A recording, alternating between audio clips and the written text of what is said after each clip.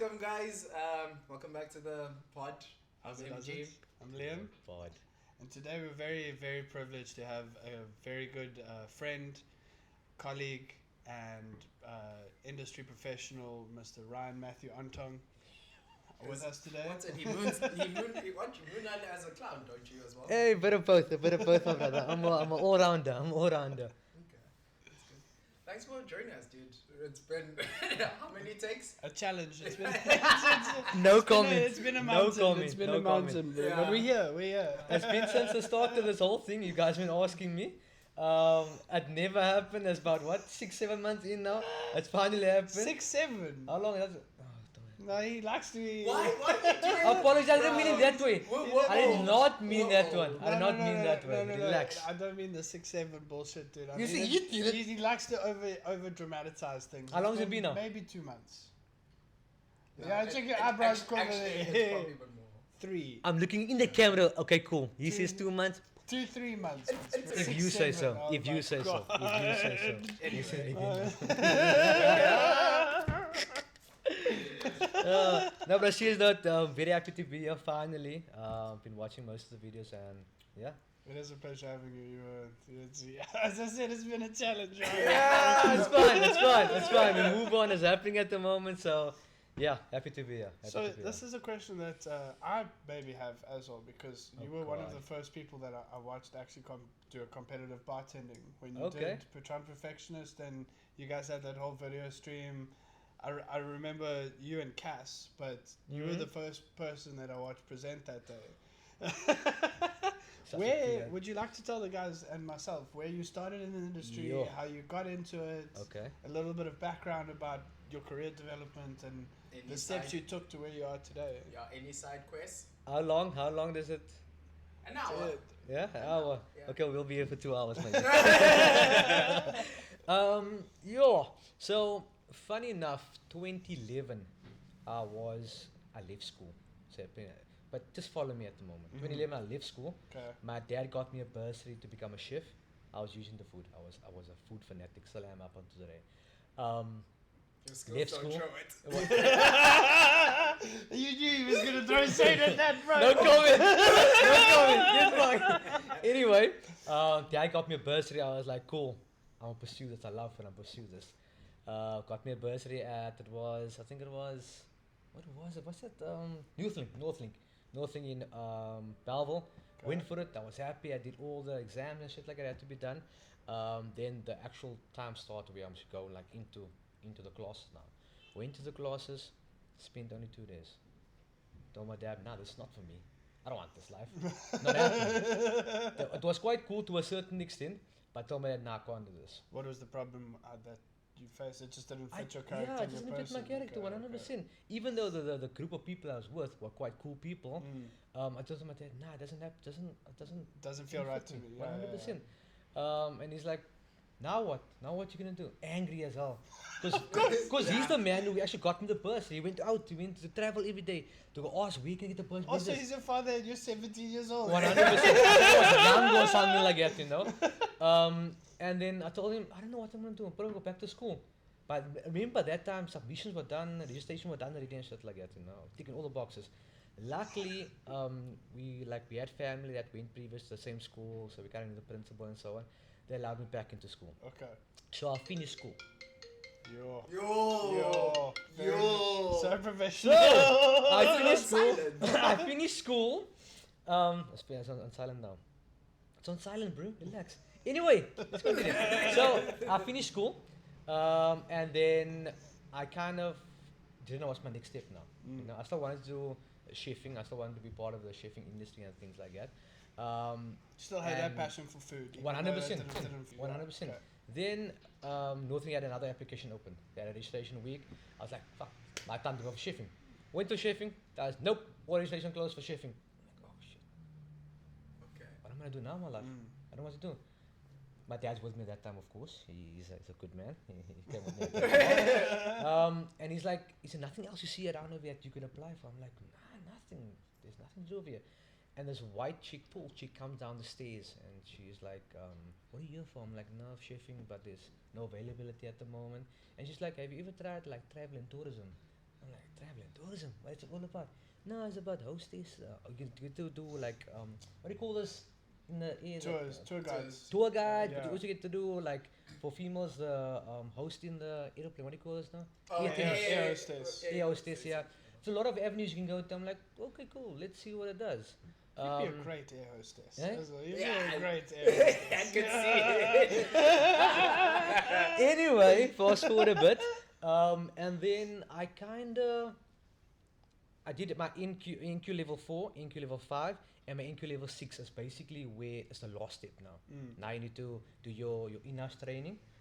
So first, you do in-house training. In service, where you go Yeah, to a company and you 100%. spend some time. 100%. Okay. So now I need to like, oh fuck, where do I go now next? Because I need to get this done. My hours must be ticked off. I might get registration done, whatever it might be. But luckily I knew someone that went to the same church as me that works in the hotel industry. I was like, he was like, cool, I can get you something at the reception or like back of house reception type of thing, filing whatever it might be. I was like, cool, it kind of ticks all my boxes because part of our curriculum was like, we had to do filing, we had to do reception work.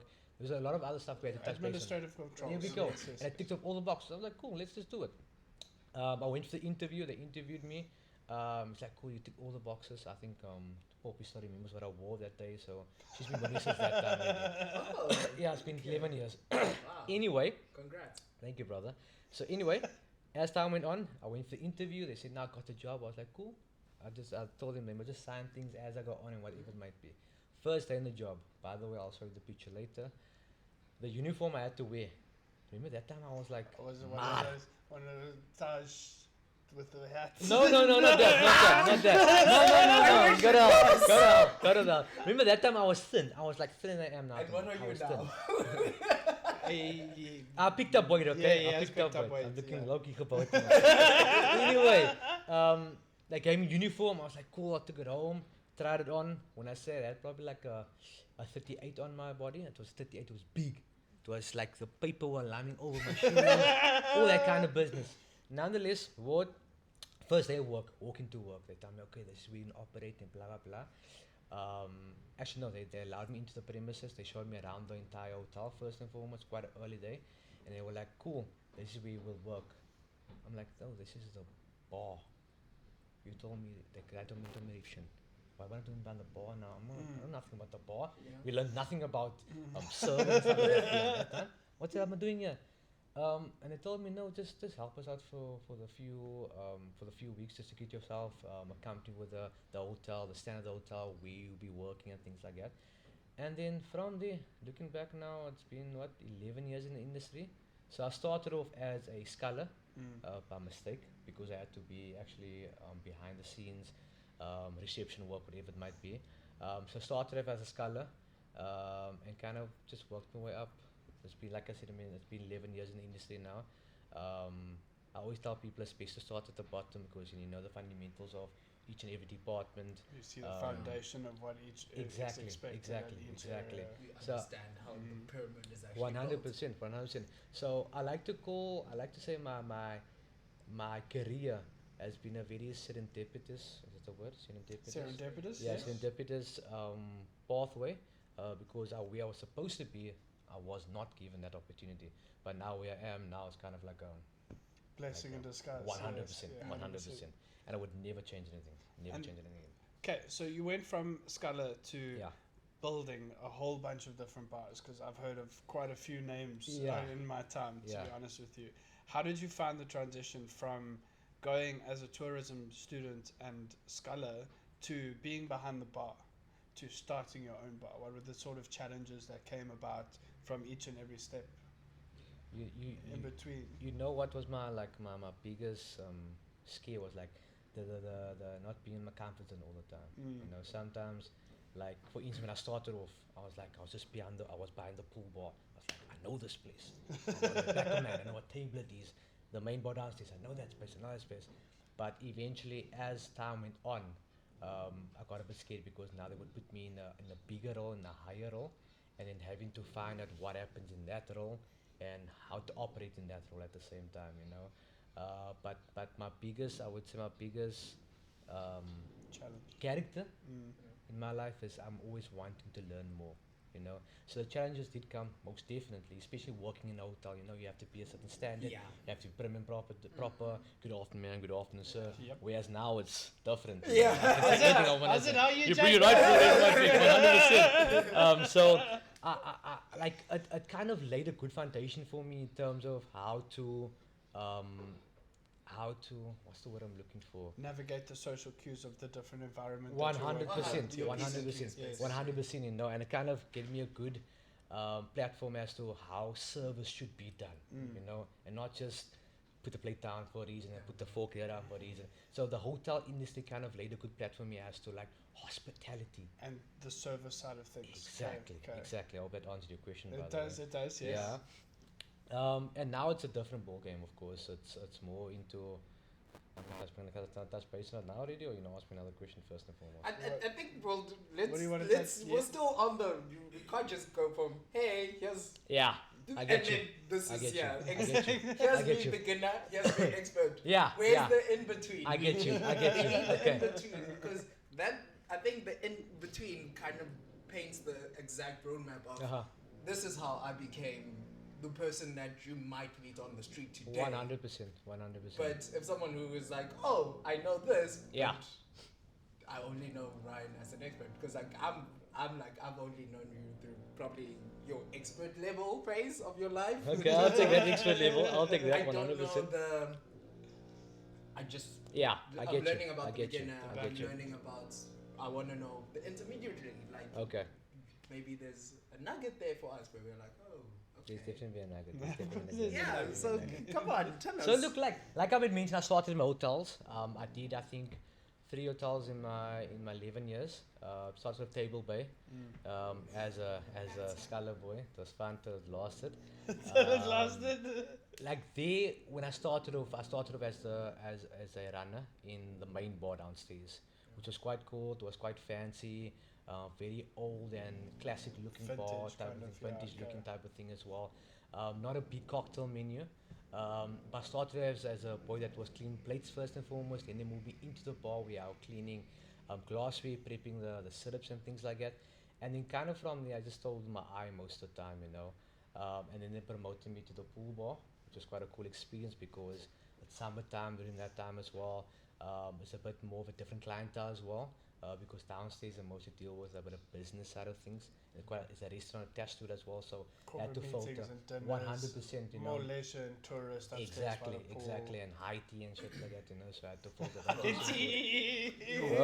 can't do it. Bro, There's no one brunches and teas. Everybody in hospitality. Although it the gives benefit me- about that, It gives me PTSD because I remember from my time of like when I first got into, and it was like I didn't know what high tea was.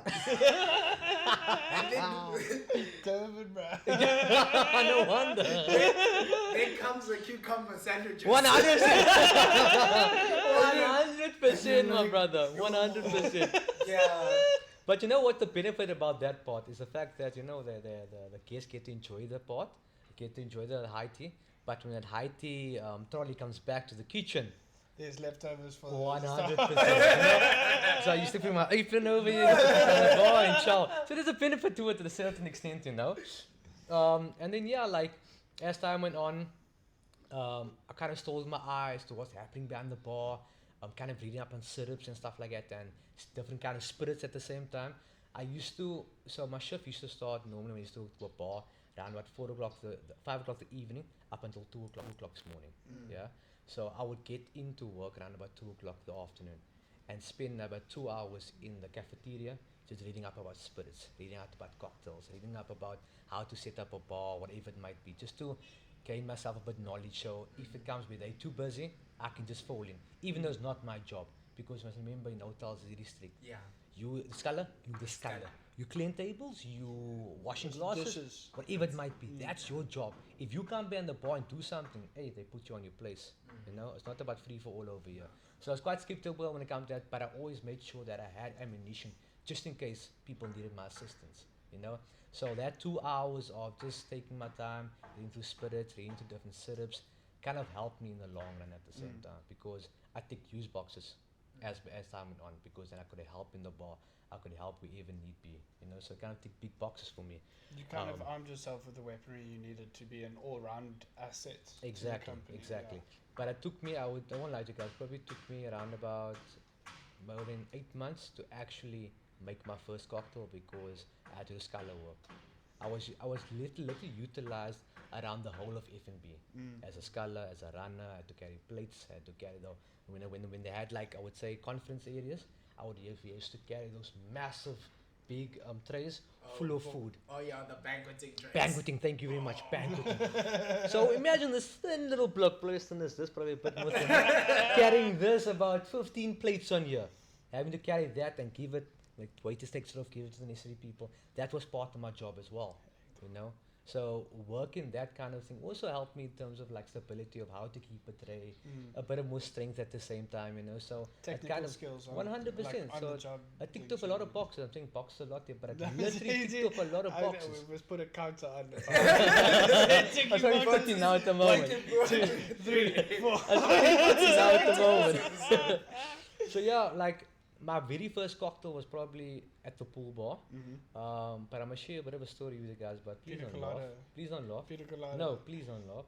So when I moved to the cocktail bar on top at I the can't pool make bar, any promises. Yeah. I Okay. started off as a waiter. Okay. Yeah, I was like, cool, it's my first step in, I don't mind being a waiter. And there was a far table right at the back, a family of like 5 people sitting on the lounge over there chilling, children running around and blah blah. The guy's like doing this. No, when it comes to that, you must be on it, you must be there. Came to table and I go, afternoon, sir, what can I get you? All prim and proper. He's like, can I have a cola tonic lemonade? Can I have a cola tonic lemonade? And there was something else, a passion fruit and lemonade. I was like, cool, got you, brother, got you. Ran back to the bar, decided to make the order myself. Yeah. Just listen, go with me at the moment. I took out a Coca-Cola, took out a lemonade, took out a tonic, and passion fruit in the glass. Now bear in mind, this is my very first order I'm giving to it now. Confident as can be, walking up to the guest. I'm like, I got You this. mix a Coke and tonic off. No, I didn't mix anything. Yeah. I walked to the guest. I'm like, my counsel, here's your order. He's like, are you making a joke for me at the moment? What's happening at the moment? I'm like, no, you got your cola tonic, which is cola, your Coca-Cola. You got your tonic, your lemonade, and your passion fruit. There we go. He's like, oh, I can't say the word. Just say, he said You idiot. can swear. He literally said idiot. He took me to the bar, and I was like, I don't know what's wrong. I didn't in front of me over here. And he took me to the bar. He told the bartender what he needed. And at that time, I thought to myself, you know what, I messed up completely over here. This guy probably complained about me. He told me, you know what, calm down. I'm actually going to tell you what I needed, and I'm going to show you what I needed at the same time. So he showed me the cola tonic, which was what's the brand? Roses. Roses, yeah. Took the passion fruit. That's also another brand. I just wanted a lemonade and tonic with that. That's about it. And I was like, okay, now I know. So he's mixing the cola Cola tonic tonic with tonic. There we go. Okay. And then the lemonade with the passion fruit. Okay. But in my eyes, I was like, I've got all 4 Bro, your no wonder you selection over here. confused. I've been doing this for 12 years and still haven't done 100%. anything like that, dog. But anyway, that was my most embarrassing start when it comes to me doing my very first order, But nonetheless, you learn from your mistakes and things like that. And then the pool bar was a great experience because it's very relaxed, but when it's busy, it gets stupid busy over there. And like I think I spent as a bartender at the table bay probably like a year and a half, Okay. because then they needed someone to work as a bar supervisor. I think a year and a half as bartender, and then I spent a year as supervisor at the table bay still at the moment. Yeah. Okay. Which is quite cool, good experience. Like I said, there's like a 5-star hotel during that time. Was probably one of the top 5 hotels in Cape Town. 2 years into your career as well. 100%, On your CV, it looks 100%, incredible, 100%. bro. And I got to work with cool brands as well, Like my biggest, I would say, top 2 accomplishment were probably working the Diageo World Class Bar, because they had like a bit of like a activation every 6 months over there, which is quite cool. That's where I met Bradley as well. And then I also got to work because Tableware was also part of Sun City. Sun International, sorry, Sun International. Yeah. And Sun International kind of also does a lot of collaboration with Miss Africa or Mr. Africa? Yeah, Yeah. Miss Mr. Africa. Africa. Yeah. Mr. Africa. And they had one of the, like, I would say, dinners at our banqueting section over there. Hectic. Okay. So I got to work that. Cool experience as that well. must have been dope. That too. was flipping cool. Because there was cameras and around and Ryan just pouring in the background over there. Looking all slick and stuff like that, you know. Quite a cool experience as well. So that, like I said, that place really opened up a lot of doors for me. I got to work with some amazing people over there as well. People that actually helped me in my career, like paved my career for me. Big shout out to two gentlemen, Heinrich Leyer and Bradley Luke. Still keeping very good contact with them. They probably the most inspirational people in my life, to be Dope. honest with you, because without them, I don't know, I think I wouldn't have been where I am today, to be honest with you. Yeah. So, I have a Okay. kind of a little tidbit now. Obviously, we need these moments of discomfort to Uh-huh. grow and get out of who we are as people, right? Do you feel that looking back, the fear and anxiety you had of entering new spaces and the uncomfortable situations was kind of a little bit unnecessary, and Yeah, 100%. it made you into who you are Yeah, today, 100%. But I think, like, as every human being, we have this fear of not being all the time comfortable and stuff like that, or Mm. being too comfortable. But I also think at the same time, like, those trials and tribulations or those situations I found myself in actually built me as a character, even more up until today, you know. But in the moment, you don't really recognize. Oh no, it. 100%. It's Like, only why the hell later am I on. doing this in the first place? I don't know nothing about this, you know. So in the long run, it kind of benefits you, but also it depends on how you approach the situation, you know. I'm a very positive person, so when it comes to any situation, whether it be good or bad, I'm always thinking about the long run of it all, you know. I would have never pictured myself 11 years later as a brand ambassador. Or what you can take away positively from 100%, that moment, 100%. So all of it has been a benefit, I must say. It's been a massive benefit. Good. And then you transitioned out of Table Bay to? Radisson Red. Yeah. So you just jumped Oh, into literally from one side of the waterfront to the other side of the waterfront. Literally. And funny enough, how I got that job was not a funny one, but it was quite a cool story. So a friend of mine, his girlfriend was the food and beverage manager. At Radisson. At Watson now at Table at Table Bay. Okay. But he was the HR manager at Radisson Red. So when he used to pick up his wife at Table Bay, we used to connect. Yes. You know, and also he's kind of my age as well, so it was quite an easy connection where I could talk a bit of snack to him and be a bit more open, you know. So he kind of digged my vibe, and he was like, you know what's gonna be the hardest job? Is actually convincing my wife to let you go so you can come work for me. And I was like, where do you work? He's like, we're just opening up a new hotel called Radisson Red. Much more funkier. You have to worry about the sir, ma'am anymore. You can be yourself, you can be funky, you can dress cool, whatever it might be. Now I was like, yo, am I ready for that? You know, because now I got this position as a bar supervisor now. Okay, they give me a similar position over there, but like, am I ready for the whole change of being cultural change, you know, being much more the youngsters now. I was young at that time, of course, but is this the right direction for me, you know? Spoke about the money now, I was like, yeah. That's the right direction. That's the right direction, you know. So if I have to sum it up, like at Table Bay, I spent I think 3 years or 3.5 years, and then moved over to Table Bay, not Table Bay, Radisson Radisson Red. Red. That was in 2018, I think it was, if I'm not mistaken, 2018, yeah. And they were just open for like plus minus, I think 6 or 8 months. Okay. So it's still like a fresh, brand new setup, new staff members. So it was busy. So I would look after the bottom bar and the top bar as well. And the top bar, the Radisson Red roof bar, immaculate.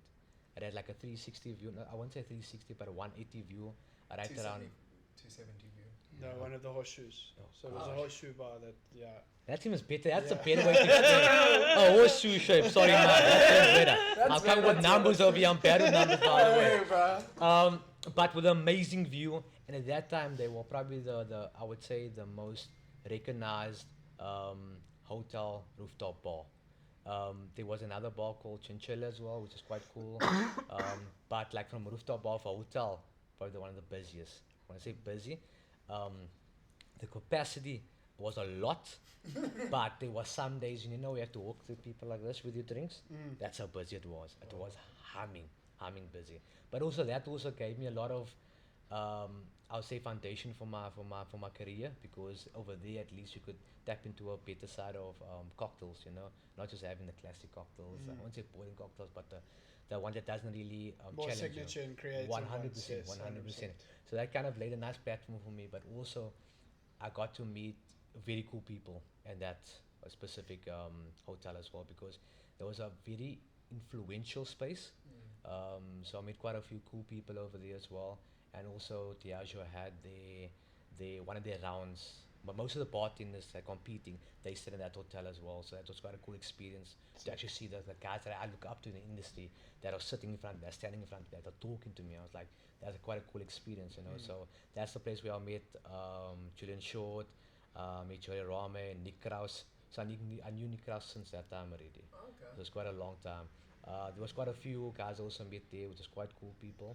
That also had a massive influence on my career. But then again, different scenery of a hotel. Sick. Different scenery of a hotel. Up until today, I still have a very good relationship with them. I still help them with their menu programs and stuff like that. Are they still open, or did they move to town? No, Did they're just still No, open they're in still a- there. They're still Really? open. In the They're still open. waterfront? They're still open, Okay, yeah. okay. Still the same spot. It's been what, since I think they're in 8 years now, if I'm not mistaken, Yeah. altogether 8, 9 years. Probably 10 now. No, not 10, Oh, not 10, almost not 10, 10. almost 10, yeah, Okay, almost okay, 10. 10. But also a great experience, a much more hip and happening. I would say they basically go against the grain of what the hotel should be. Normally, like I made mention, they come, ma'am, whatever it might be. Over there, you can greet all you want to greet, you can hug, you can. Casual, but it still has that level of service involved in it. 100%, 100%. And we were quite a good team as well, a lot of youngsters, but also a lot of experienced people also at the same time. And it was the very first one in Africa at the same time. So it was a very new scene to the hotel industry, but also to the industry in general at the same time, because now you expect you to come into this hotel and it's red flashing and it's like It's very modern. It's 100%, like 100%. It's such a, I think, a culture shock. Because like Yeah. you talk about table babe, like I start off at Sellers Hundred. Okay, yeah, 100%, yeah. Old school Yeah. and stuff. Correct. So like when Correct. you were like, I was like, Yeah. Brian, I'm literally Old interior, I'm yeah, thinking back about like 100%. all the stuff, and I was like, yeah, no, I can relate. I remember. Yeah. So also like having experienced Radisson Red, it's like, okay, they're like, now we're gonna go modern, we're Yeah. gonna go hip, we're gonna stay relevant instead of. No, this is standard There we go. elegance. There we go. The, There we go. the prestige, the heritage Yeah. of Yeah. this, and it will never change, and people Correct. know it for Correct. that. And I'm like, that's a cool, shake up of like, Yeah. okay, cool, it's. And bear give in it a mind, they're different- part of the Radisson collection. Yeah. And the Radisson collection is all about, prim and proper, suit and tie, up here type of Yeah. thing. And they were like, you know what? Not happening. We're going against the grain. So we had like cool t-shirts made for us, jackets, we could wear tackies. Dope. So it was a massive change in terms of uniform even for me. Like, I normally have to, at like I say, 1 o'clock the afternoon, just iron my shirt first, make sure it's like, has like the pencil stripe in there, Yeah. make sure my tie is neat, make sure my collar is neat, all that stuff I had to consider. But now when I worked at Red, it was like, I have a t-shirt, I have a black jean, I have my tackies, Bob's your uncle. Just fit in and go. Styling. So yeah, but very much modern, very much aesthetically pleasing as well. And probably one of the, I would say, one of the best hotels I worked at, to be honest with you. Long hours though, very long hours, because like I said, they were open for like 8 to 9 months.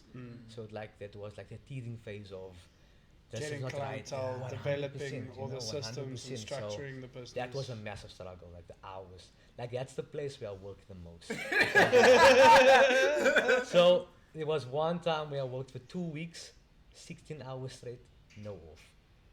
When I say I was thin, I was mad.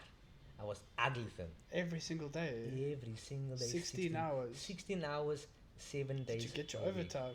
You 100%. Okay. Of course. There you Of course I tired, did. but you're Of course rich, I bro. did. But it was a mental thing at the same time, because imagine those 16 hours, the next day you do 16 hours again. Yeah, no, That it's takes a you. That it's takes a you. health and safety issue, 100%, bro, bro. It affects 100%. your fucking mental And the first state. person who noticed was my wife. She told me, nah, bro, you didn't look normal. You need You know, to. your dark eyes and Yo, when, Yes, when your I eyes do. start to sink in. Bro! I Bro! was like transitioning. My family came to visit me.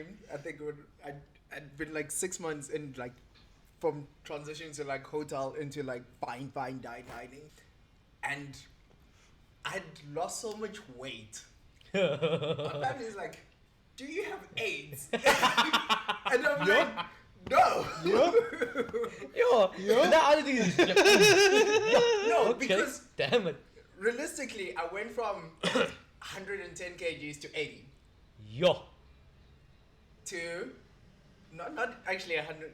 I started when I got into the hotel. I was like sitting on 100, between like 105 and 100. oh, that's decent. And when I was like, I think 6 months into fine dining, I was in the 70s, touching 60. Holy shit. Yeah, so from not seeing me in a year to Yeah, the next, 40 kgs 100% down. down. Yeah. I look like a completely different person. 100%. No So wonder they then, told you like- had AIDS. it's the thing. Yes, But it's like your eyes sink, like your whole Yeah. structure Correct. changes, Correct. and people are like, Like, yeah. I got a Yeah, bit of something that. else I over got a bit of that naturally from my grandfather. I do. But hey, it's a blessing because he passed away when I was young. So it's like the one thing I have to remember him by, you know. Okay. Anyway, okay. when I was working in PE, I was also working these 16 hours. It was even worse, bro. Like someone was beating you. Literally, 100%. every second day I'd be asked, "Did someone punch you in the nose, bro?" I was like, "No, dog, I'm just Like tired." it's looking very rough, my brother.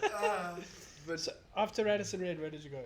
That's not it. I moved over to a. This place still has my heart. This place still has my heart. Big Social House.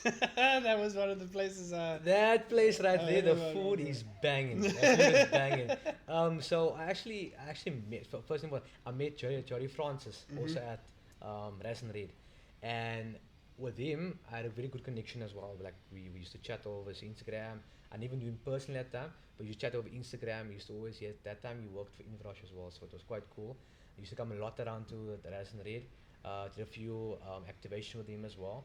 And I mentioned to him, like, how do I step out of this hotel industry and kind of step into a hotel, like a bar, standalone bar? Because I want to gain my knowledge and now spread my Restaurant wings a bar, bit. yeah. He's like, funny enough, there's a bar opening up in Bree Street.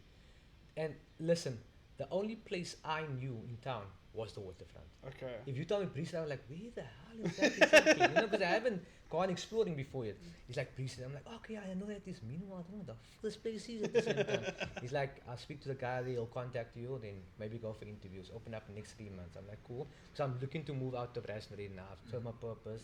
The hours were ridiculous. I think it will change at the end. Anyway, I got the phone call from the gentleman, Andrew, and so we open up this Mediterranean style restaurant. There's gonna be an amazing bar over there. I want you to come on. I was like, okay, cool. Let's see what's happening. Went for the interview. I liked everything because I could be involved with the cocktail menu. So the very first cocktail menu, I'm actually involved in it properly. I don't need any permission from the people upstairs. So directly speak to Andrew, yes or no. He gives me yes or no at that moment. So I'm Okay. gonna change whatever it might be, which is quite cool to me. So No corporate administrative structures exactly. included. Yeah. To deal with. This one. I understand the protocols, but yeah, sometimes those protocols are like, works on my Takes nerves. 3 days to make a 100%. decision. I can see that up until today. So when I try to implement something at the hotel, I'm like, oh, you know what? To hell with that. To hell with that. it's like whatever. So yeah, that was also very much a fresh project because they were going to open in 3 months' time, and I got the job, and it was a month away from opening. So there was like a lot of behind the scenes, training the staff members, telling them about the cocktails, what we run on, food side of things as well. I came in as I would say a head bartender. Yeah, head bartender instead of like a supervisor, because Andrew did a lot of the supervising work as well. It's like cool. I get to spend more time behind the bar. That's what I want, so I'm happy about that. I think I worked there for at least a year and a half, because that was also the time when I kind of got another job offer. So I was like in between, should I go for that job? Should I go for that job? So it's kind of like on and off type of basis, but also an amazing establishment. That's where I actually got to learn about like food side of things now because I'm quite close to the kitchen. Yeah. The kitchen also wanted to collaborate in terms of a menu itself. Mm. That was quite cool. I got to do my first collaboration with the kitchen type of thing as well. Like I mentioned, I spent there like a year or 8 months or something like that. But that also opened up a lot of more doors because I finally got to see what's happening in Bree Street. Because a lot of people used to talk about Bree Street. I never used to be in Bree Street at first, you know. So You don't seem like a Joel cat to me, bro. I don't I'm think. not. Yeah. up until then, I'm still not. Yeah. Still not. I just never found that category of a Joel guy. You'll see me once in a while in Bree Street when it's need be. But yeah, not a Joel type of person. Don't laugh at me like that. Not a Joel type of person. But yeah, a lot of my venues I worked at, I had to kind of become not a Joel person, but like a late night person. But yeah, back to Vixie Socialize. I think they've been around now for 8 years now.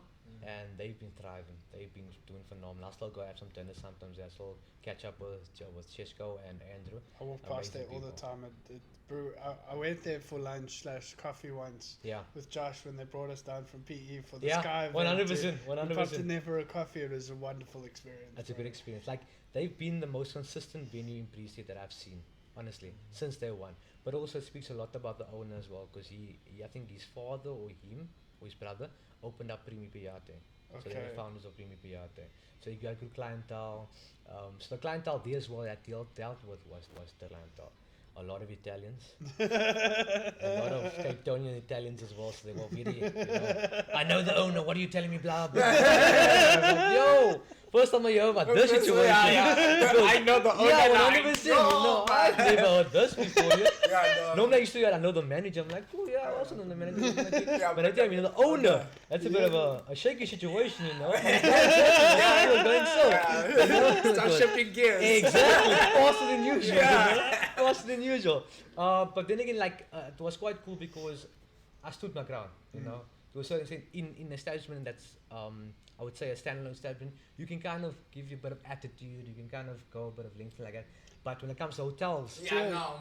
To a point. yeah, it's just Like, to a point to a certain extent. You just can do not it at another line. both to a point. No, not really. Hotels, bro. They pimp you. They use you in trouble in that moment. In that moment, you're in trouble. You know, more of like the standalone places like this restaurant, you can get away with a lot more, because automatically if you complain or you become a bit more, how do I say now, a bit more Confrontational. confrontational in the hotel thing, that's deemed as rude. Yeah. In their eyes, the guest is always Always right, right. no matter what. In their eyes. In my eyes, I don't give a that's it. I've seen. You're wrong, you're wrong. I've seen like, bro, like when you hear some stuff and you're like, yo, and you just have to take it. In a hotel, you just. Bro, let me tell you experience what happened in Radisson Red. So it was once upon a time where our lifts didn't work. Yeah. And remember, rooftop is open to the public. There's pools, there's kids, whatever it might be. And we never made milkshakes upstairs. Never. I told them, why make milkshakes upstairs? There's downstairs for milkshakes. Yeah? There's kids mostly downstairs. Yes. Don't bring it upstairs over here. Automatically, everybody wants milkshakes, and it's a problem of long waiting for the milkshake. Tell a guy, unfortunately, we don't have milkshakes over here. But what I can do, give me a few minutes. I'll make sure the milkshake comes from downstairs. I told him very nicely. There's cameras, and you can hear the audio on that camera. Over Yeah. there. You can hear me interacting very nicely with guests. He went to the GM on that day. I never knew, but he's very well known as GM. But I never addressed him in a bad way. And he told the GM that I spun the whole story, that I didn't want to serve him anymore. I told him we don't serve milkshakes at all in the premises. So when I say shit can go wrong, shit can go wrong. Yeah, my but brother. people are always going to have that sort of attitude and approach to it, even at a smaller restaurant, dude. Yeah, but in small is- restaurant you can be a bit pekach to a certain No, you can't. You can. You can't. You can. No, you If can't. people's in the wrong, I'm telling you, I've done it many times and it's a bit problem. And But then yeah. they don't come back. And then they tell their friends, not a GM. And then their friends don't come. I've never had that experience. You before. you have to. I've never Yeah, had that experience. there is a way that you have to play it. No, of course. You have to 100%, play it in a way, 100%. okay, yeah, sure, 100%. And then if they are being cuck, as soon as you go fix the mistake, Yeah, you then gotta be swallow like, that pill. hey, this person fucking You gotta swallow cuck, that bro. pill. Like, 100%. You can do the dance, but hey, bro, if they keep standing on your toes, Yeah, sometimes you just be 100%. like, ah, nah, 100%. done. So yeah, like I spent a year and a half over that thing, or a year, whatever it might be. Quite cool spot up until I saw a lot of places, bits and pieces. And then my next spot was Gorgeous George. Oh, I also, didn't know about Really? Gorgeous. Gorgeous George was also, from a bar side of things, was phenomenal. Did you Was work with phenomenal. Leighton there? No, actually, No. that was when Jory Rami ran the program. Okay. Because remember, Jory Rami was one of the first people to. He was actually part of the opening of that place. Gorgeous George. So they okay. poached him to come and open up that venue Okay, over okay. there. So again, I was looking for something new. Jory Rami came once or twice to the bar before, but there was a day when Inverrush just launched their limestone, Mm. and we all had to go to what's it now? To Gorgeous George. Okay. First time going there, I was like, cool, let's go see what's happening over there. That time they were still closed, they weren't operating as a bar yet. But they had the whole bar, the spirits band the bar, but it wasn't open as of yet. Mm. Interacted with Jody over there, heard him looking for people, and I was like, this is quite a cool opportunity. He's Let like, me throw my name in the hat. bro. 100%. Yeah. Became very close friends with Jody at that time as well. With both Jodys, I'm saying Jody. Jody Rame. And I asked him like, yo, can we just have a sit down one day and just chat about your bar and how can I fit in there? Can I perhaps help you? I'll come as a bar back again. I'll start from the bottom, but I need to get out of this place because I want to learn a bit more. I want to further my career. I want a prestige cocktail, not Exactly. cocktail restaurant, prestige cocktail. Exactly, Yeah. and there's no syrups there. There's syrups, but there's cordials now. And I'm like, what is this? What is cordials? You know, I don't know what this is. You know, went for the interview, ticked boxes once again. He said he wants me over here. We really need to put that. Please, there's still a lot more. content There's this still a one. lot more. We gotta do the Ryan Tick boxes. And then yeah, like the very first day I got there as well, I fell immediately into love with that place because like the way the bar was set up, I'd never seen spritzers in my life before on top of a bar. I was like, what is this? And they're like, no, just to clean your turn. I'm like, oh shit, we don't use a tap anymore and clean that. Like I said, no, you just. And I was like, yeah, what is this? Man opens freezers, he's a whole ice pouring. I'm like, what is this? Yeah. I normally work with this Tamagotchi. I what is this freezer doing over here? It's like, yeah, this is all we keep our craft ice. Opens up the fridges, these like cordials, labeled and stuff like that. I'm like, yo, I'm gonna learn a lot of shit over here. I'm excited about this. And I joined that team over there. That time it was me, a guy named Zoe, Jody, Rame, and Badit. Okay. So it was the cream of the industry. I was like, yeah, I'm gonna learn a lot over here. It's quite cool. And I did learn a lot. It was one of the best bars I worked at from a setup situation and like just par levels, dealing with brand like that because it was very much a Diageo orientated bar because of world class associated with Jody. And it was probably one of the best cocktail bars at that time, besides Orphanage being around as well. Yeah, I would say that's probably the best cocktail bar that's available during that time. I know Cozy Effect was also one of the top bars during that time as well. But we represented, I would say, not represented, but there was a time we won an award for Africa's best hotel bar, which was a massive occasion for us as well. It just shows you what kind of bar we ran, you know. It was always neat, it was clean. We had procedures put in place. Jolly was more than competing side of representing the bar, which is quite cool. So I learned a lot from him. That's probably the place where I learned a lot more about spirits, about cocktail programs, about cocktails in general, because he was a very Different ingredients, different techniques, how to 100%. present them. Exactly. That's the time also into my first competition as well. Entered Bacardi Legacy at that time. I didn't make it unfortunately because my cocktail wasn't the best cocktail. I still have it up until then on my phone. But yeah, I did Bacardi Legacy that time. And it was my very first Is competition. that the one that Denzel Heath won?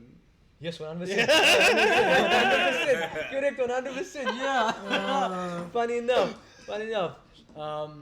Yeah, like I said, one of the best bars I worked in terms of organization.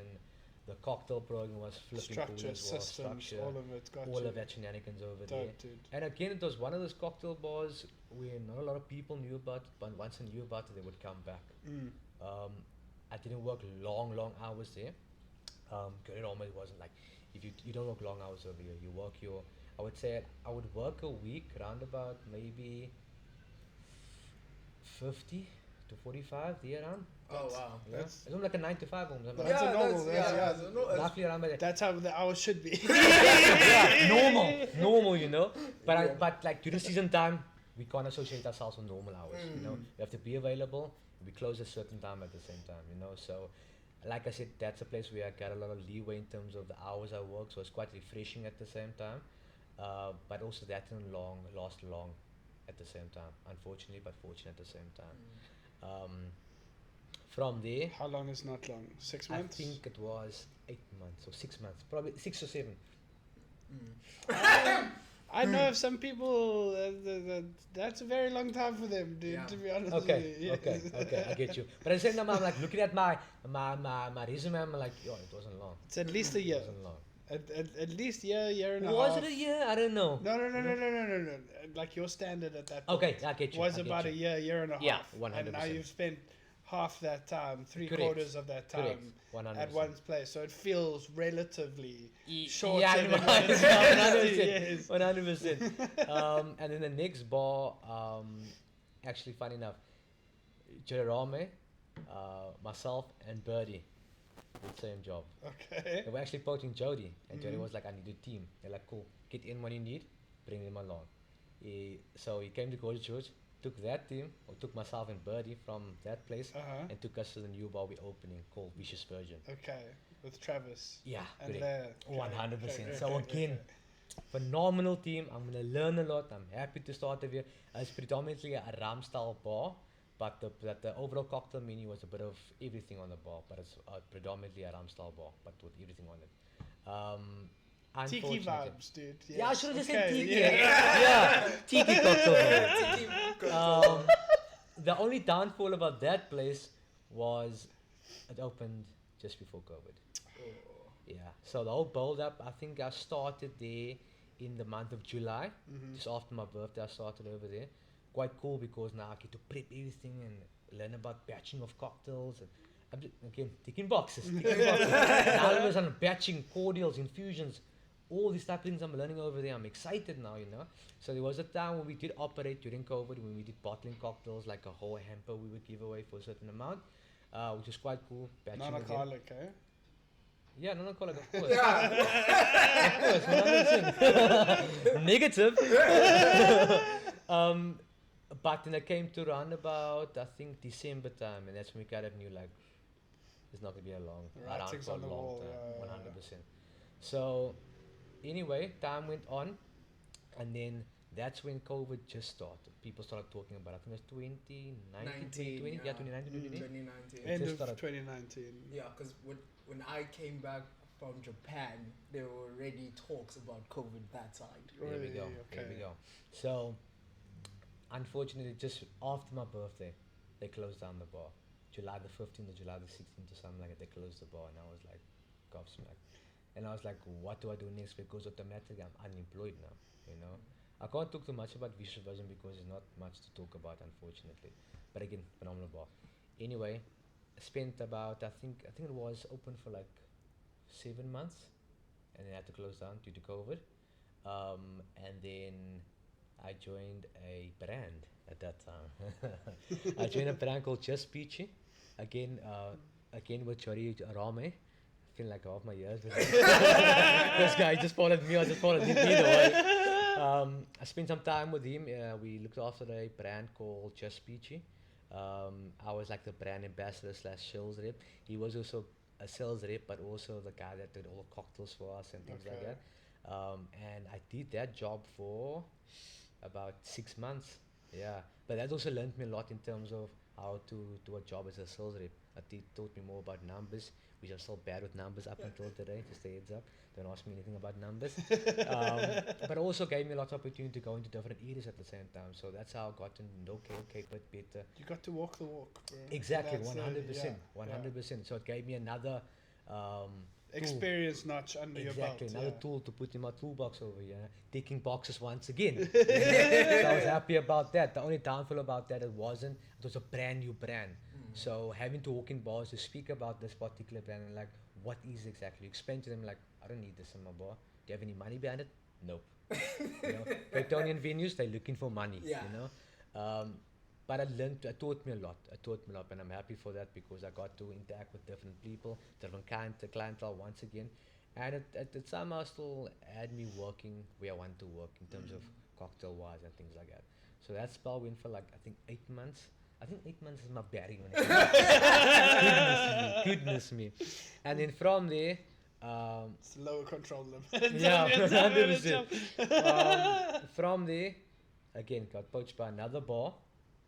Again, through Jody Francis this time again. And the bar that I speak very highly about up until today, the Fable bar. That was in 2020, if I'm not mistaken, 2020. I told Jody, look, I'm looking for a new opportunity now, looking to get back on the bar. He's like, you know what, funny enough, I got the perfect place for you. I'm like, let's hear about it. He told me, meet me in Priest Street, I'll take you to this venue. The guy named Josh is opening up a venue. I'm like, cool. I'm like, Josh, who? He said, I'm like, I've met him before because we had to like kind of drop off samples at certain influential people in the industry, and Josh was one of the drops we had to do. So I've met him before, but not like proper chat with him before. And then met Josh, had an interview with Josh, explained me everything. This is what can be. It's the best new cocktail bar in town. Blah blah. I'm like, okay, cool. I'm happy to hear this stuff. And I'm finally getting to work behind a bar again. You know, a bar that the way he explained to me is the best next thing. It's the next best thing. Specializes in cocktails and 100%. cocktail experience. And Fable, you get to chat about the cocktails. I was like, again, ticking all the boxes. You know?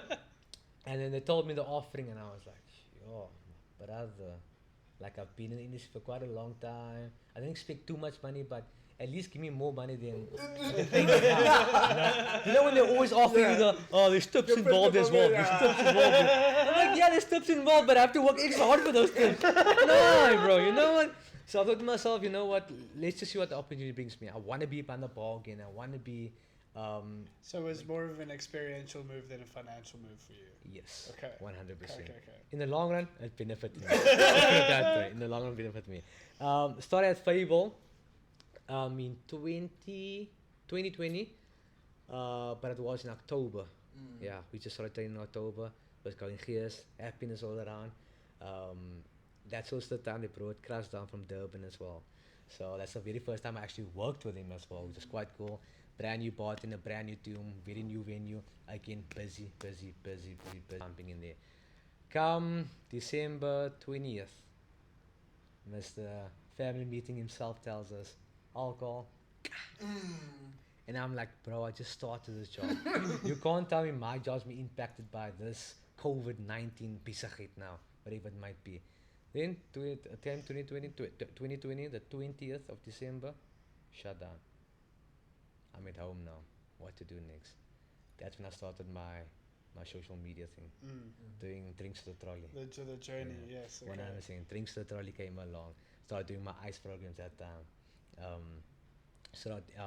I would say collaborating with brands as well on the side, because that's the time when I kind of tapped into the market. I still see some of this man's fucking adverts he filmed to this day, bro. Really? I don't think I've seen any. You live on Instagram, that's the issue, man. That is fair. That's the issue. During this pod and during this, I'm like, you have to be on it now at the I moment. consume this shit. Sorry for interrupting. It was quite cool. Having to do that social media side of things, you know. My girlfriend, my wife now, just filming me in the background of all this type of things, you know. So it was quite a cool experience having to also tap into the market of being a creative on your own side of things, filming. Like I said, it also got me a lot of more income during that time as well, because I couldn't work really, but I could still make videos and people could pay me for my social media side of things. You know, that's why I'm still up with them when it comes to social media in general It now. opened up a second income revenue stream for you. Correct. And then that's where the ICE program also came about, because in that time there was nothing to do, and so I decided to watch a bit of YouTube, and then the advert came up of what's his name, something Camphor. He was the guy behind making clear ice in the cooler box, and then from that just took note of that, and that also gave me income as well, because I would literally do bottle cocktails for people, and I would actually do shoots at that time as well, and I would give them blocks of ice also at the same time. So all that revenue stream also helped me at the same time, because unemployment, unfortunately. But also during COVID time, that was the best time, because bigger brands approached me as well, and bigger brands offering more money at the same time. My father also was unemployed during that time as well. My mother is a housewife. My brother was unemployed at that time. So I was the only sole income at that time, unfortunately. For the whole household? For the whole household. Damn. The entire household. That's a lot of pressure, dog. 100%. But pressure also molds you. Yeah. You know? So At that time, it was a brand. Who was it? Woodford. Not Woodford. Yeah, it was Woodford. I did a campaign for them, a small campaign, just like a cocktail, whatever it might be, and they gave me a shitload of money, a shitload of money. I could literally take half of me and tell my parents, you know what, take this money, sort out the bond, sort out the groceries, whatever it might be. So that was the biggest blessing when it comes to COVID. Nonetheless, moving forward, Cyril told us, you know what, you guys can operate again. Cupcake. Back to square one. Shout out to Cupcake. Back to square one. Back behind the bar. Things are going to plan again. But still, there's always there was still that small bit of you have to be a certain done. When we started into implementing the curfew side. Exactly, curfew went on during that time as well. I'll skip past the curfew. Although the curfew taught me a lot in terms of being on time for work, leaving on time for work as well, with a bit of fear in your eyes, because I have to be 12 o'clock in the house and not 12 o'clock in the house. They're going to lock you up along the way, you know? So it's a bit of a problem at the same time. But as time went on, the Fable team also developed a lot. They came up with a few new faces. Kraus left to go open up his own place. That's when he opened up Cafe Noir. Yeah. He opened up Cafe Noir, and then they needed a new replacement for Kraus because I needed assistance. And that's when Johnny Rame came in and helped me out behind the bar, but he was also part of the team for like I think 8 to 6 months as well. And then after he came, he left as well to go back to Joburg, and then my lover boy, my side piece came into the picture now. Your second wife. Yeah, that's when Mr. JJ himself came behind the bar, because he was busy with what's this thing called Protege. Protege, yes. Protege, yes, with yes, Jody. yes, yes. And Jody was like, oh, this guy's phenomenal, we need someone like this. And I was like, yeah, I've been watching this bra for a long time. Guy came in with slick hair. Reminded me of him, like, oh, the guy has slick hair, good looking guy, you know, he had a bit of like the flair, the charisma. He had all the boxes. And I was like, why did you get this guy? And Josh was like, no, bro, he's still young and blah, blah. Like, that's the best part. He's young, but he's hungry, you know? He's just one protege in people's eyes. That's not a big competition, but it's a good foundation to be laid, you know? 100%. So I was like, go for this guy. He's like, oh, let's interview him. Put him on the spot, make it old-fashioned. The guy's busy shivering here, stirring here, shit like that. Either way, he joined the team as well. And I think we worked together for like 2 or 3 years, if I'm not mistaken. Yeah, it was a long time. Yeah, and like Fable. Can I tell you, my first ever visit at Fable, you were behind the bar. You served us. You don't remember it. No, I don't. Oh, yeah. When was this? Same as when we went to Vixie's. They brought us down for the Sky event. We did this whole mystery box challenge and new brand launch at EBS. And then Neil and Roxy took us on a tour. And we did Drinkery, we did Rock Pool, we did Gorgeous George, and we did Fable. Those were like the big 4 venues that they could show us in the 2 days we were there on the free time. Of course. Okay. Served us the toasted cheese, and we had that gin spice as well. Oh my goodness, I don't remember that at all. I'll show you pictures after this. My goodness. So yeah, Fable was like probably like the best experience I had from a cocktail bar, and just spending like a lot of time there in terms of like my career. So I think I stayed there for like 3 years. Would you say that's your longest stint? Yes. Okay. Oh, For a reason. Table Bay. 100% Yeah. Table Bay. But probably I think Fable may have surpassed him by a month or 2, whatever it might be. But probably the place where I learned a lot more, and I got to engage with a bit more people. I met a lot of new people there as well. I think Fable like just like elevated my career a bit more. And also learning a lot from JJ as well, looking at him doing competitions as well, because I was never a competition guy. I think that was because I was very shy. People think I'm like listening. I'm shy. Sorry, I'm shy. I disagree, because I think it's about perspective. But then But again, anyway. I have a different one, because you were the first ever person I saw compete. Okay. In a competition setting. from You're South sure a different Africa. person there then. That wasn't me, my alter ego. Rion. There was someone else. 100%. Is that your alter ego name, Rio? Nah, you don't want to see him. You do not want to see her. Him, her. I don't know what he is. I'm still trying to figure out what is that one. What's the alter ego on that one over there? Them. Just say them. Just say them. But yeah, I learned a lot from JJ as well. We became very good friends. Same with Josh. If I had to put like in categories like my best manager, or owner, Josh. Yeah, my best person to work with would probably be between Jari Rame and JJ. Okay. JJ's probably more. Yeah. JJ's probably more. Fair. Because I learned a lot more from him, you know. Learned a lot more from him. People always say, you probably taught JJ a lot. I'm like, yeah, to a certain extent I taught JJ, but JJ just taught me so much more. Yeah, no, You know? he's a weird, like, Yeah, he's just next level. encyclopedia. Bank of, of like, knowledge, yeah, dude. and it always comes at like a weird time. Like Yeah. recently, we were talking about, like, he was just like, do you think, because he was busy making Bernard Z, and he's like, do you think if I add coconut powder to this malted butter, that my milk I see where solids you're are going. gonna taste Yeah. have that coconut Yeah. essence? And I'm like, in Probably. theory, probably Yeah, should 100%. because they would bind together Yeah. as they were toasting. But then I think your finite point gets where you're burning. Mhm. He's like, yeah, you're probably right. It's like, and I'm like, are you doing it now? He's like, no. I was just thinking about it. I just wanted to see His if I- brain works differently, honestly. Honestly. So like, I love that because Uh-huh. I also think I have that moment of like, I'm curious, but I also just need someone to validate Yeah, that yeah, I'm not 100%. saying something stupid. Like you can do it, but to a certain extent, yeah, Yeah. I get Am you. I losing get my you. mind? Right. I think it's about that because you get so in such a state of like thinking about what you're doing, Yeah, and correct. you're like, okay, wait, am I still aware that I'm not gone crazy? Yeah. And then you just need someone to validate that. No, you're still saying 100%. what you're doing or saying. You can do it, it 100%. makes sense. Yeah, Yes. correct. So no. So I totally understand that. Like for me as well, like working with JJ right now is it's fun. You Yeah. learn so much in unexpected periods. 100%. But also he also I think brings out that curiosity Yeah. in people. Correct. About Correct. like just be curious a little Yeah. bit more. But also like the Fable team when I started, yeah, we had a powerhouse team.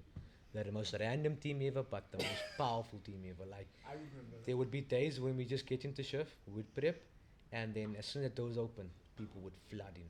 They would flood in by numbers. And they would just I started off myself and JG behind the bar predominantly, and then Grant joined the team as well. But Grant was also on floor to a certain extent. But once he came on the bar as well, it was havoc. The We used triple to- threat. Dude. Exactly. We used to run a place like the back of our palm. We knew what the par levels were. We knew prep days. It was a well-oiled machine. A well-oiled machine. And like that was probably the most fun I had in my bartending career. That 3 years with Fable team. Honestly, it was the best time of my life. And like again, the different clientele there was flipping cool. Because you get the creme de la creme of the lot, the And then most you also prestige. get the youngsters, bro, Exactly, and it's the whole 100%. variety and mixed range. There of we it, go. yeah. And again, Jody at that time and Josh at that time knew a lot of people. So you get people from influential side in terms of like the cocktail bar side of things. And I'm like beating this one here today. And then Jody would come from, we did a gig somewhere else before and he would bring that people along. Also very influential. So the amount of people, the amount of good relationships or friendships I built at Fable that people still follow me up in today. that time period. 100% has been absolutely phenomenal. Again, ticking big boxes for me because I get to interact with these people on a daily still and still have amazing friendships with them, you know. So it was good.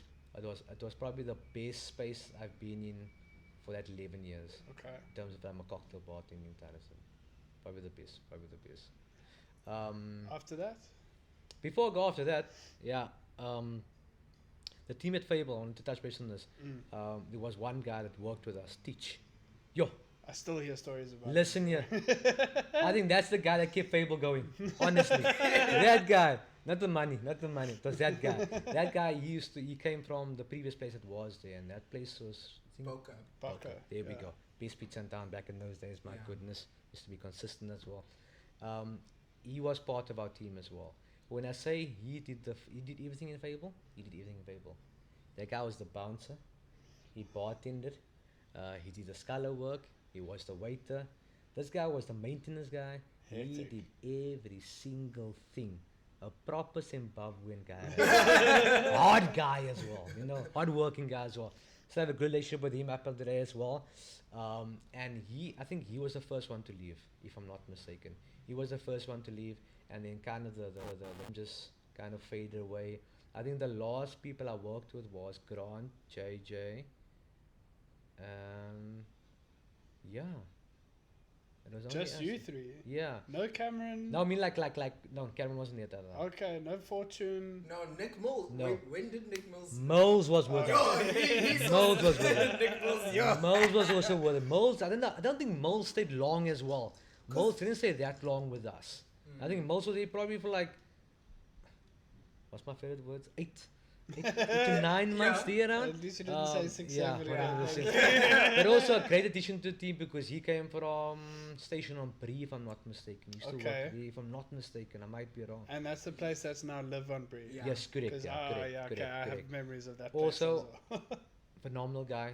Great working with him as well. But like I said, the last time when I left, it was JJ from the old team. JJ, Grant. Nick, you, Josh. Yeah, roughly that was the team. Okay. That was the team. Yeah, I left Fable in 20. 3? Just Yeah, it's at end of 2023, Mm. if I'm not mistaken. Sat down with Josh. Also very uncomfortable, very sad situation. Having to talk about it. I sat him down. I'm like, yo, I need to leave now, brother. I can't anymore. JJ's stealing my shine. I hate JJ. I don't want to live anymore. I'm like, nah, it's time for me to go now. You're in capable hands. Not that I carried Fable, but you're in capable hands with JJ and Grant. They know how to run this place now. And JJ's phenomenal what he does. And he was like, where you going now? I was like, I'm going just down the road over here. Where you going? Going to the drinking. Okay, cool. What they're offering? I'll tell him my offering amount. He's like, if I go more than that, will you stay? I'm like, Josh, it's not about the money. I just need something new. I need a fresh perspective of a bar, new clientele. Because again, drinkers clientele, different clientele. Yeah. Phenomenal again, you know. Told him, he's like, look, just think about it. Here's the offer. Just let me know. And I told him, look here, nothing's gonna change, unfortunately. I made my mind up, spoke to the wife, and she thinks it's also a good idea at the moment. I spent like 3.5 years here. I know the ins and outs. I know your clientele. I know our regulars. So why should I stay longer? There's no growth for me at the moment as well, you know. So he's like, okay, cool. I accepted it and blah blah. Did my after party, did my farewell party over there, which is another conversation. Do you want Once to talk again- about it, yeah? Once again, there was glitter involved. And I think I'm the only one who kind of abuses the glitter at Fable during that time. Yeah. By Great the way, stories. glitter's expensive, guys. Hey, my last experience with you, Glitter, this is... Well, our last experience that you're talking about now, I did exactly the same piece of hate when Glitter's it comes to that. expensive when you fucking Yeah. have it. Yeah. So it's just like what happened was like it was my last day, people came out to see me, whatever it might be. And at that time I think there was a bubble gun already. Uh-huh. Yes, there was a bubble gun. And JJ gave the bubble gun to me and I was like, people were trolling. I was like, yeah, let's go. And I was like, you know what? I'm no longer gonna work here. I'm actually gonna take the glitter and just the glitter. I was like, JJ, give me the glitter. And back in that time, we used to do we used to do a thing called Simba. They used to do a line on me, Yeah. Simba, random people, you know. I was like, I'm about to do a Simba. He's like, yeah, cool, do it. Gave me like, I think the jaw is this big. I was like, yeah, cool, do it. Give it to him. And as he turns, he sees me get back into the bar, and he's like, he turns around, what you doing? I'm like, I'm sorry, bro. And I just took the powder, the glitter, and I just went like this. When I say everything was coated in glitter, every single thing was covered in glitter. The couch that was there, I think it was a black or green couch back in the day, full of glitter. Our shoes, socks, underwear was full of glitter. My car was full of glitter for like 3-4 weeks. That's how Like bad it beach was. sand, bro. That's how bad it was. And I got a big cucking out from Josh, but we had a liquor laugh afterwards. We were both drunk that night. Yeah. So yeah, it was that like Fable was probably the best experience I had from a bar side of things. And just like the people I got to work with, who I got to learn from, the clientele as well. It was next level. It's like also it was a brand new bar with a brand new concept of having fables done. This cause in effect did like the whole foraging and the whole backstory of things, but Fable just like had a bit more. It was more the art of Follow- storytelling. Yeah, more was- storytelling It was as well, follow you know. through. So cause and effect could touch about their foraging and Yeah, correct. how they got to the cocktail. 100%. Fable had more of a follow through in terms of the story behind it and what it's supposed to Yeah. taste like. And I feel like Fable's going to theatre. yes, It's like, Yeah, that's 100%, That's how I always 100%. envisioned Fable. It's Going to watch a excuse me, Manchester United supporters. Theatre of dreams. Bro, there's no need. Okay. Relax, bro. I'm your night support as well. Beat you up, my Because brother. I knew people were like, don't you dare use that name. 100%. Funny enough, you're saying theatre. There was a time when we used to do our, what do you call this now? Influential people coming around. And then Josh would literally have to do like a whole story. And like when you say theatre, you had to do like theatre. Like JJ, myself and JJ would bring the cocktail table, put it down, and Josh would be like standing on the stairs over there at the rest of the table like this, saying, "This is the Kruna lovers. The reason behind this cocktail is this, and this, and this." And it was like, guys, why don't you guys also do this? Like in terms of having to address these influencers. Like this. I'm like, first and foremost, don't ever allow me to talk about being Shakespearean and stuff like that. I would never be able to, you know. So it was quite cool to a certain extent where we could also interact with our guests in that way, you know. I was very much like when I said I worked at Radisson Red, when I worked at Table Bay, it was very prim and proper. We could never sit next to a guest and interact with a guest. But when it came to standalone cocktail bars, especially Fable, we had opportunity of sitting next to a guest, joining a guest with a drink. So that also opened up very much a lot of sectors in terms of the relationship we built with them and the proper aspect, hospitality at the same time. You know. I agree with that. I think there's a big level of gemba, which is where you actually like walk through Yeah. a process with your staff, 100%. but you're walking through the drink and the experience with the customer. Correct, bro. correct. So that also gave me another aspect in terms of how hospitality should work, you know. Because at the end of the day, you don't just want to put a drink or a plate of food down on someone and walk away. You actually want to explain to them why you did this certain fat wash or why you surveyed this, whatever it might be, because then they can also relate to it at the same time and learn a bit more at the same time. But also show that you do care about them at the same time, you know, and not just putting it down and fucking off. Creates a connection. 100%. It's using the food and the drink as a medium between you and the guest and creating that social connection with Yeah, them. 100%. And that's like I told a lot of people this before as well. Like I think that's what's missing at the moment in our industry is the hospitality side of things.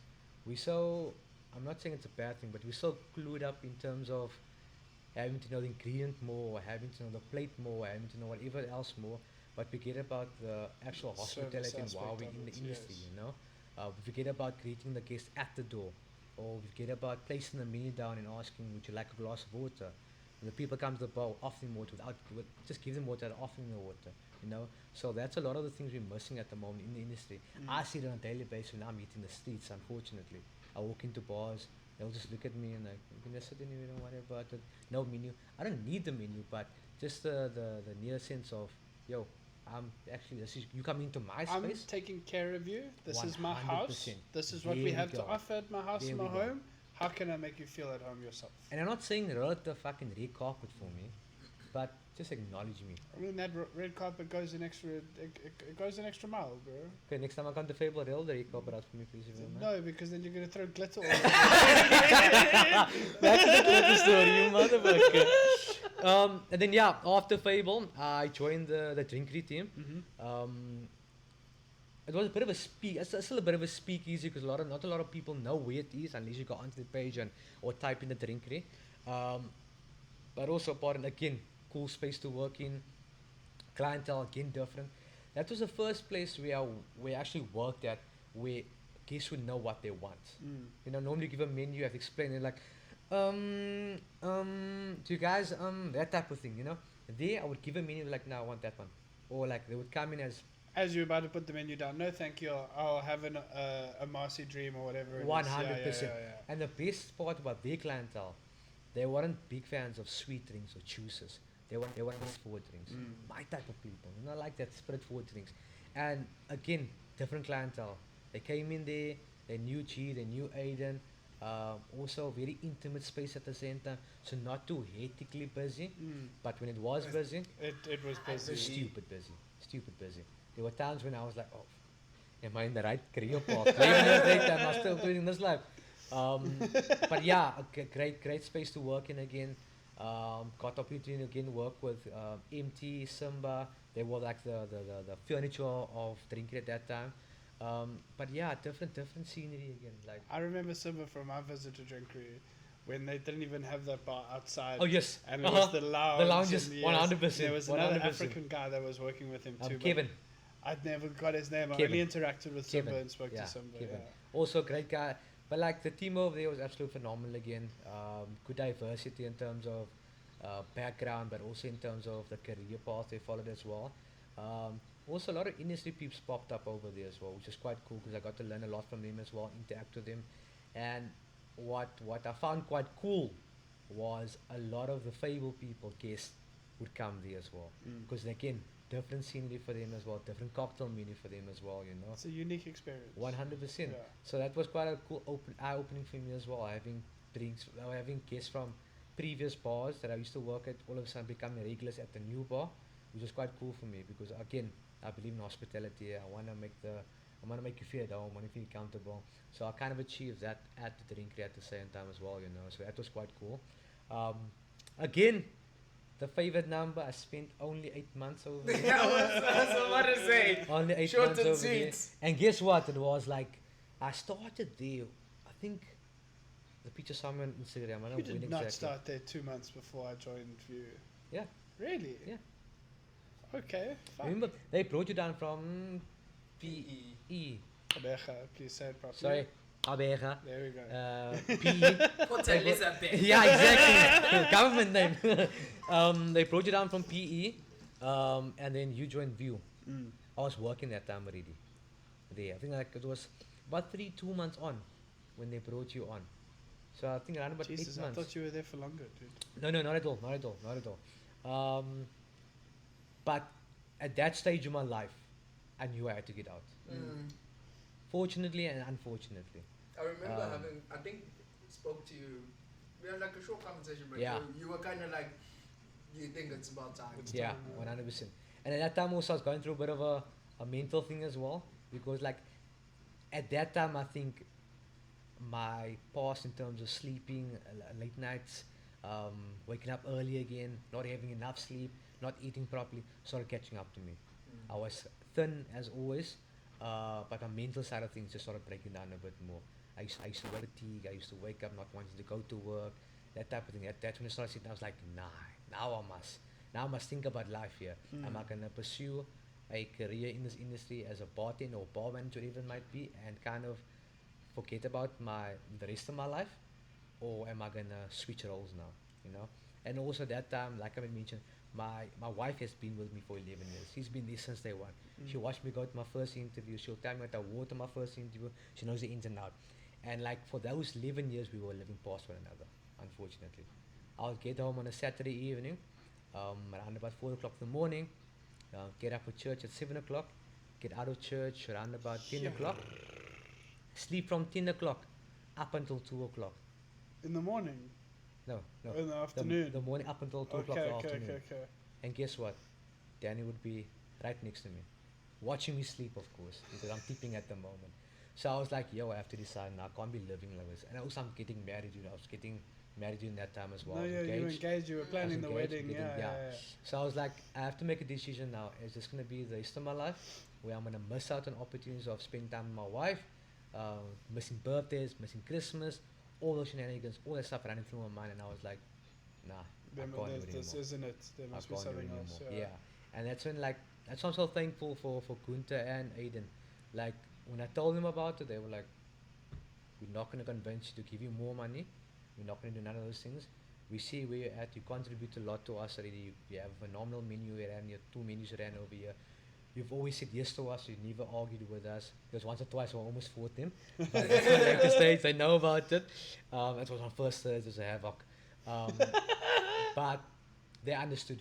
They understood where I was. They understood in terms of I'm getting married soon as well. I'm planning a wedding, so I need more time for those type of things. And they were very accommodating. There were times when they told me, you know what, go home early or don't come in today, sort out wedding stuff, whatever it might be. So and I said I knew, nah, yeah, I must call it quits. Sat them down, spoke to them. They were like, you know what, is there anything else we can help you with? You let us know, type of thing, you know. And I think my last shift was yes, I can't remember when my last shift was, but I know I did a post the week before, and I can tell you, oh my God, people snide me for that, eh? People snide me for that video. Because like, how do you mean you're leaving? What do you mean? Blah, blah, blah. You can't be leaving. We need you. I'm like, you don't need me. No. You know, but it was quite cool to see the interaction that I got from him. That Support the and support, the you know. community that you've built around yourself in your 100%. career. Yes. And I was like, no, I'm leaving the industry. There's nothing left for me anymore. Look here, when I say I was focused on leaving, I was leaving the industry in general. Out. Not gonna still work in the industry, so what I'm saying. I was out. I was looking for jobs in the retail. I was looking for what do you call those people that Tour guides. not guides, the housing. What do you call that now? Oh, property agents. Property agents, looking at that as well. All of that type of things. But I took like around about 6 months off just to recoup and settle in and stuff like that. So when I left Drinkery, it was in February. Yeah, February I left Drinkery, and I was unemployed up until July. July's a good month. I don't know, July's a good month. My birthday month, but I always get jobs in July. And I was at home for like 6 months, but also during that time also I got to spend some time with other brands as well. So again, my social media side of things picked up a bit more. My camera also got into show where I got more work for photography as well. And again, just helping out brands where I can at the same time. And then I got a phone call. Actually before I got the phone call, I was very close friends with Roxanne. Still very close friends with Roxanne. And she used to work with Bacardi as a brand ambassador. And she always told me, bro, you fit for a role as a brand ambassador. I was like, nah, what is brand ambassador? No, I have to do this, I do that. Because a lot of the people that were in the brand ambassador role, they would give you negative reviews. I was telling, nah, you have to be admin, you have to do this, you have to do this. Admin is part of any job, dude. If you 100%. can't do admin, you shouldn't be anywhere in any job. Well, I'm not the best at admin, but I do the job. Do you get know? warnings in the current position No. for admin? Then No. you do great at admin Okay, stuff. then I'll take that. Then I'll take that. No one's complaining about your admin. I hope not. I hope not. So yeah, she always told me, yo, like, you dress neatly, you look the part, you're good with people. And I was like, maybe I'll consider it, maybe one day. And then she was like, look, I'm going to Malaysia. I think she was in Malaysia. Maybe just apply for the role. And I was like, yeah, we'll see. I got 3 other brands approaching me in the month of May, telling me, we need a brand ambassador. This is what we're offering. Please let us know. We would love you on our team. We've worked with you before. We know you're a vital part of the industry. You want to stay in the industry, so let us know. I looked at all 3 offers. I was like, yo, good money, medical aid, public holidays off, weekends off. I ticked more boxes than what I should be ticking. I was happy, brother. I was happy. And I was like, 3 offers in front of me. I was like, which one do I take? You know? And like, very much all very similar. 1 or 2 differences in between. And I was like, yo, what do I do in this sense now at the moment, you know? Sat down with a few people that worked for the brand, but are still working for the brand, just to hear the pros and cons of what's working. You know, every place has a politics, unfortunately. So it's kind of like making your own decision. The at the work same culture time. is not the same everywhere. 100%, Yes. 100%. And funny enough, I got a phone call from 3 of the reps of Bacardi saying, yo, take this job. We've worked with you before, and we know your personality. You will fit in perfectly at this place over here. I was like, nah, man, I don't feel right there. The following day, not a word of a lie, I get 2 more phone calls from the other reps as well. I can be open with you guys. From Diageo, Bradley Jacobs. Yo, bro, this is a job. I'm like, yo, sounds nice. There's work class involved. I'm like, yo, this is the job I want, because as part of the industry, I'll get to look after the bartenders. I get to share my knowledge with them at the same time. So why not take this job? I'm like, let me think about it. The next one was CBC. They also approached me. I was like, yeah, I don't mind. It's a good job, good benefits. I know the guy very well. I know the brand very well. Cool. He phones me as well. Let's start off. This is why you should join us. Now I'm sitting there, 3 of them, and I'm like, oh my God, which one do I take? I'm like, you know what? Let me look over everything. I looked over everything again, And Sami just kept on taking me back. Bacardi, Bacardi, Bacardi, Bacardi. Get a phone call from the regional manager telling me, look, you taking the job whether you like it or not. I'm like, what do you mean? I got to say it. No, bro. I know you want the job. I know the job is suited perfectly. Man started listing the things in terms of what I'm looking for. You're probably looking for a 9 to 5 job. I'm like, yes. You're probably looking for a weekend. I'm like, yes. You're probably getting married soon. I'm like, oh. Man went back. Man went to investigate. He Instagram, Facebook, you. 100%. And I was like, they're actually looking out for me at the moment over here. And I was like, you know what? Let me think about it. Next day, signed the contract. Bob's your uncle. Bob's your uncle. 2 years down the drain, still working as Bacardi Brand Ambassador for Cape Town. Again, when I say best job in terms of just more time for my family, more time for my wife, more time just in general. You know? A more sustainable work-life harmony. Correct. Yes. I can tell you now, those 9 years of working behind the bar is catching up to me. I feel like an old bally. I'm 32, but I got grey hair, got cracks in my back. Everything is bad. So I would have wished that I started a bit earlier, but I'm also happy that I didn't, because then I wouldn't have gained the amount of knowledge that I did gain during that time, but also meet the amount of people that I met during that time as well. Bro, if you look at it this way, those 9 years that you put in shaped you to the person that you are, to get to the position that you're in 100%. right now. So if you had done it 2 years earlier, who's to say you'd be in the situation you are now? Correct. And look, like Bacardi isn't all hunky-dory, green lights, greener pastures. It's not, as all businesses are. But what I can tell you, man's just happy. Man's just happy. Wife is happy. If you decide now one weekend to go away, let's go away. If there's no activation happening, I think it will to a certain extent. Why are you rubbing this in our face? I'm just saying. He's not. He's It's like I know he's not. He's just. It's like, you know, when they do interviews and they say any word of advice for the youngsters out there, get you a 9 to 5. Get you a 9 to 5. Like I'm much more happier than I was like 9 years ago, from a personal side, but also from a career side as well. I think my family can see that, my friends can see that, my wife can definitely see that. So, important. Everything just fell into place, you know. What you mean to tell the guys at home is get you a 9 to 5 in an industry or space that you love.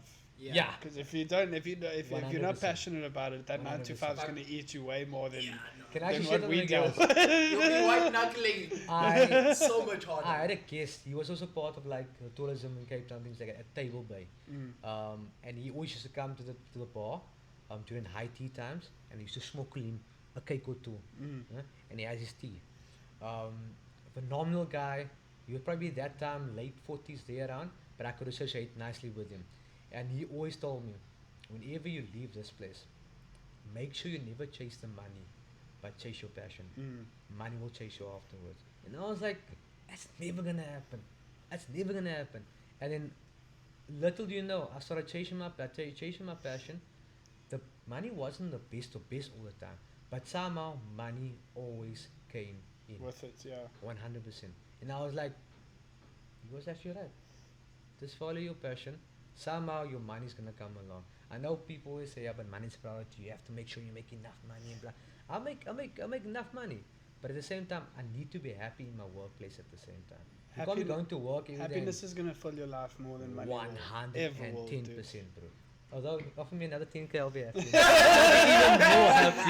more happier. You can be happier with money, but you can't be happy with just money. No. That's no. Unless you're chasing the money to a certain thing, you're happy with that. By all means, do it. I mean, By there all are means some do it. people out there that find passion in chasing the money. 100%. So yeah, it's been 2 years at actually the 15th past now, July. Has marked my 2 years within Bacardi. I learned a lot as well. That's his birthday, just by the way. Really? Yeah. Didn't even wish me. I did, bro. Did you get the dub? I sent the dub to you, bro. It was a dub. Honestly, it was a dub I sent to you. So yeah, like I learned a lot more. Lives. So man. So yeah, I've been learning a lot, but it was a massive transition in terms of, because somewhat like this job I do at the moment is also very much a 9 to 5 corporate job. You know, it's not just about having fun. I have so much fun with it because I get to go to different areas, different venues, Teach them different about cocktails. people. It's phenomenal. It's a flipping cool job, but it also has its admin. It has its I would say 9 to 5 side of things which you have to do. You know. Justifying rates of sales, Correct, why you wanted correct. to get in at a certain place, Exactly. claiming your expenses back.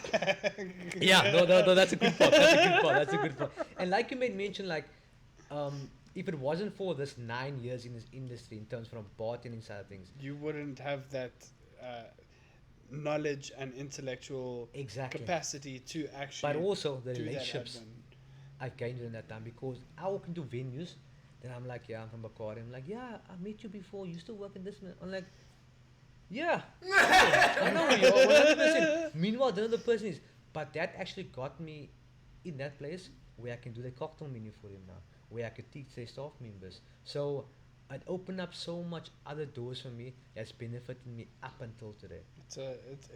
It's a soft landing cushion for 100%. That's actually put very well. That's literally a soft landing cushion. Because in my eyes, I was very much scared of this job because I don't know what to do about brand you. ambassador. Oh, I'm gonna move my You know? head on the concrete. 100%. Meanwhile, my very first week was the most stressful week of my life.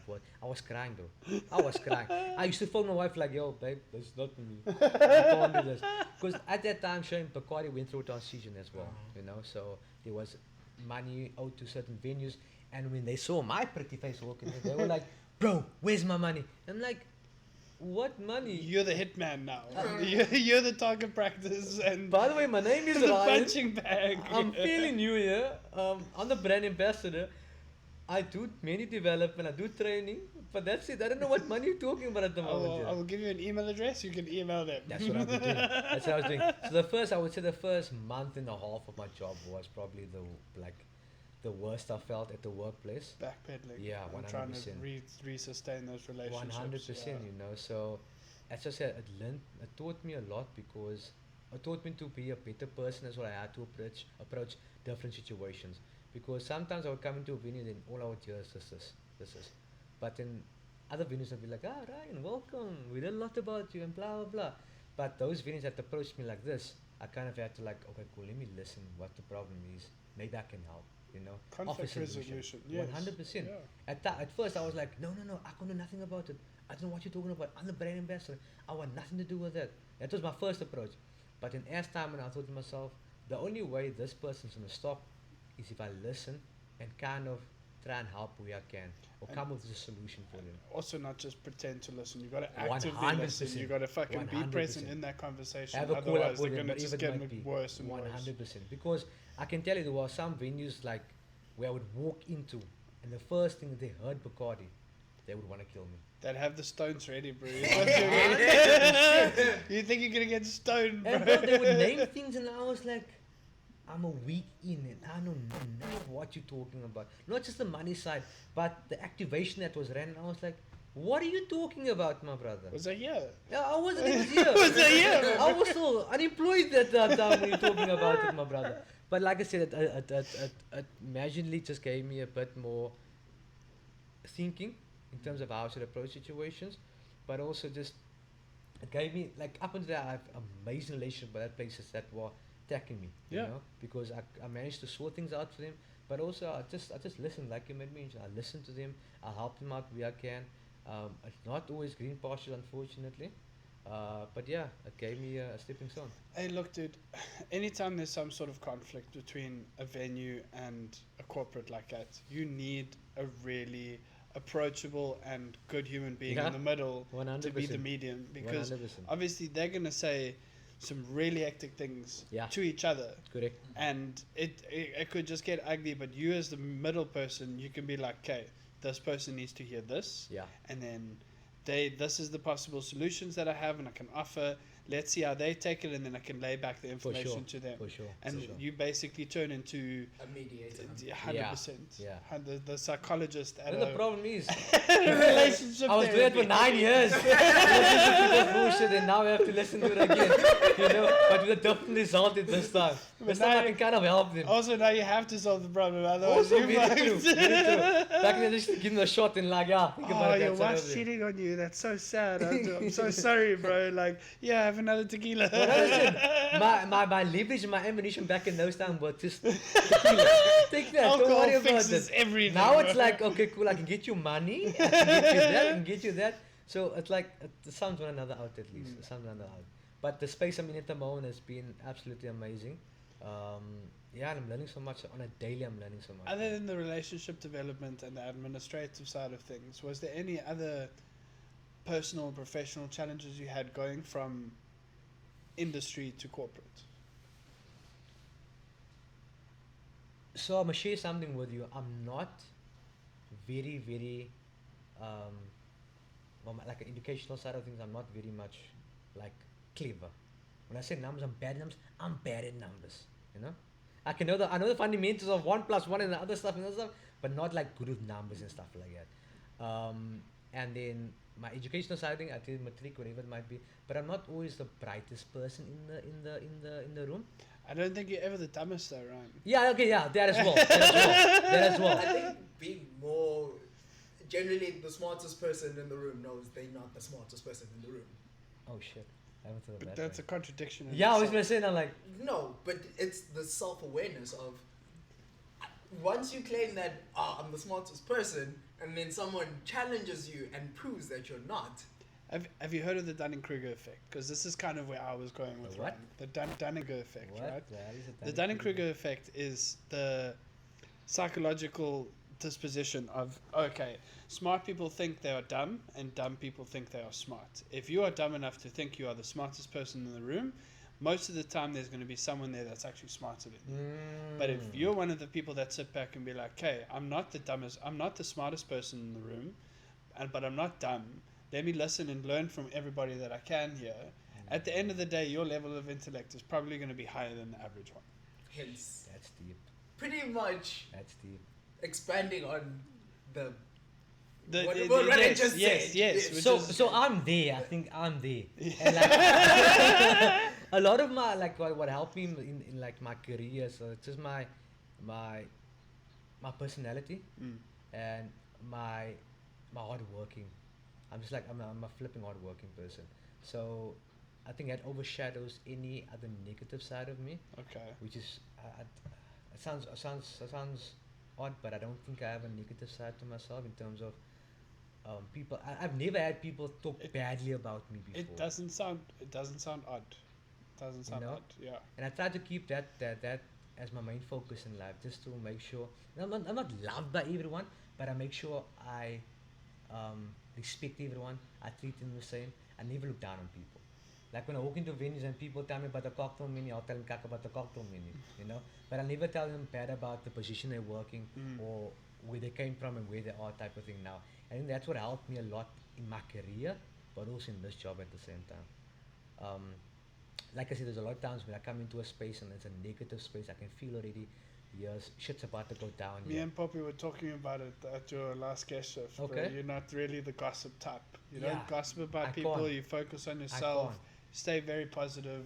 It's who you are 100%. as your nature, bro. I just can't, like, even if I'm sitting in an environment and me and you talking about another venue, we'll talk about it and maybe you will find faults here and there. I will never go back to me and say, yeah, but Liam said you listen or whatever it might be. I can't, because at the end of the day, you trust me within saying those things, so why should I go blabber out to anyone else?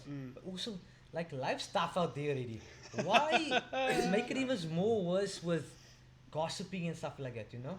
I feel like some people, not me particularly, but the people that do it, it helps them not feel so shit about their situation. That is, So like if you're a very insecure individual, Yeah. you'll hyper focus on other people's issues and problems Yeah. and vocalize and verbalize those more than your own. I get right? you. That's I get just you. who you are, because Yeah. then it takes the focus off of yourself For sure. and it allows sure. your brain to switch Yeah. off and focus on Yeah. everything else. You I know? get you. But yeah, like you'll never see me go around and talk bad about anyone. Maybe I'll slip one or two, but very unlikely. Very unlikely. Do you tell them cuck to their face? 100%. I'm a very open person, and I've done it you many times before. Done it you many times before, Clint, not yet.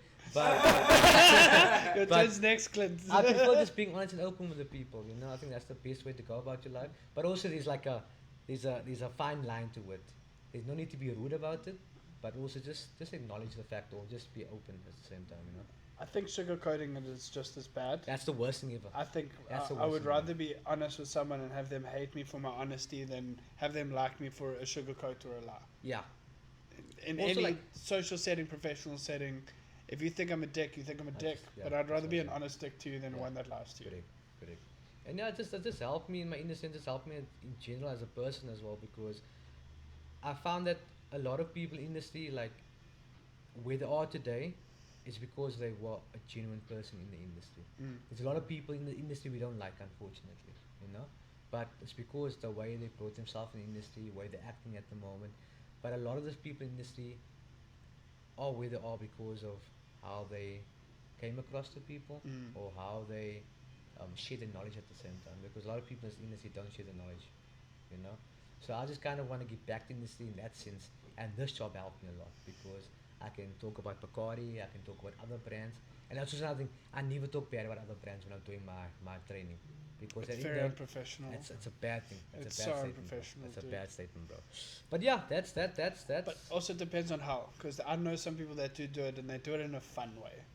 that's what I do. Like That's what I do. if you make one of your schoolyard jokes on Yeah, it, that's fine. correct, But correct. if you fucking bash and bash and Nah. bash Yeah, and bash, nah, I don't do that that. just it makes you look cuck. 100%. 100%. Anyway, that's my I always opinion. make sure to say, Patron is the best tequila. Nothing more, nothing less. Nothing more, nothing less. Nothing So, yeah, about that's rum. Right? Nothing about rum. Bacardi speaks for itself. So yeah, that's it, bro. That's it. That's it. Anything exciting coming up you want to share with us? Anything exciting? Personal, professional projects. Just mind you, also, this isn't getting released like this week or next week. This What? is like 2-3 weeks down the line. 2-3 weeks down the line. Yeah. You know what? There's something I shared about, I think a month ago, or 2 weeks or 3 weeks ago. Is my social media. There's gonna be a massive change in my social media. I'm gonna try and be a bit more Consistent. yeah. Okay.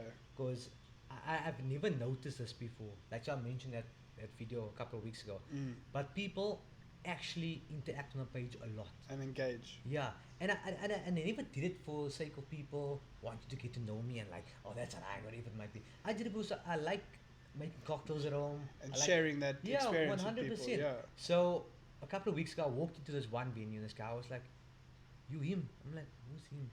You the guy from social media, Mr. Shaker. I'm like, yo, Mistake. I do not know who you are. I'm sorry, my brother. I do not know who you are, but sure. What's it, the fine shaker? So I was like, what's your Instagram handle? And I went on there, and he actually follows me, but I don't follow him back. And I was like, yo, bro, I do apologize about that.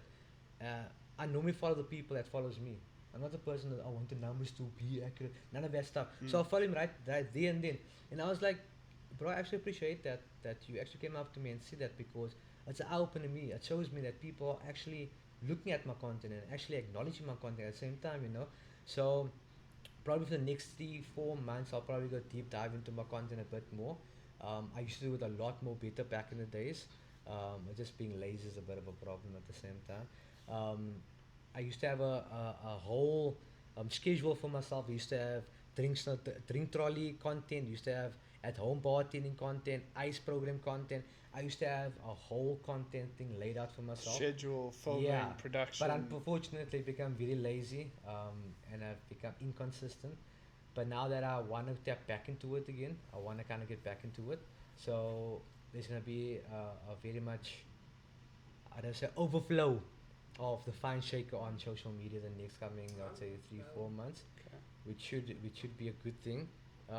Other than that, there is a few personal things I am working on at the moment.